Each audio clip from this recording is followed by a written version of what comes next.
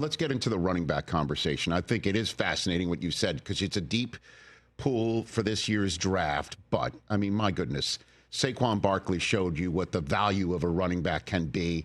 And if you pay the guy, you can not only just take him from another team in your division, you can win a Super Bowl with him as a 2,000-yard rusher. Derrick Henry, you mentioned Josh Jacobs as well, who, if I'm not mistaken, you drafted in your first draft with the Raiders. Why is there such a sensibility amongst the general manager group about not paying running backs, or at least looking at this as the spot where you're going to save on the cap instead of spending for the value that you know you're going to get with somebody who's at the top end? Mike, walk me through this mindset, if you don't mind here.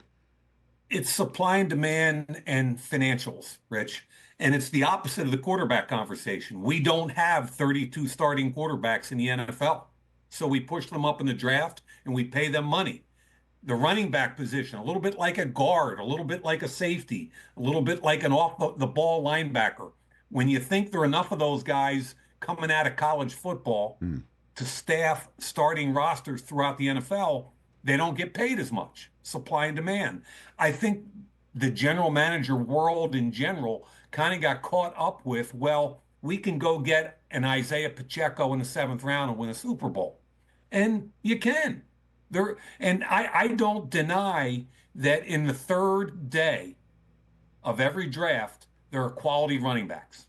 And you wouldn't say that about quarterbacks. You wouldn't say that about a lot of positions. But at running back, the colleges supply us with those quality players. My argument, Rich, is when you've got a difference maker, why the hell wouldn't you draft them, trade for them, sign them as a free agent at any position? And you saw what happened last year with the running backs. Quality running backs traded places in free agency. They all had big years. They all led their teams to playoffs. They all made it easier for their offensive lines and their quarterbacks to win football games. And to me, that's kind of the hidden thing beyond it all. And if you look at, pick a name, Najee Harris in Pittsburgh, right? They didn't even exercise the 5th-year option on him a year ago, where if they had, they could pay him $6 million this year. Instead, they rolled the dice. Najee went out and had his 4th consecutive 1,000-yard season. And if they franchise him, it'll be $13 million. So I kind of look at this thing and as we're out of whack a little bit. And I think you're going to see that start to settle down a little bit as general managers and head coaches say, you know what? Quality at any position is critical, and we got to have that guy.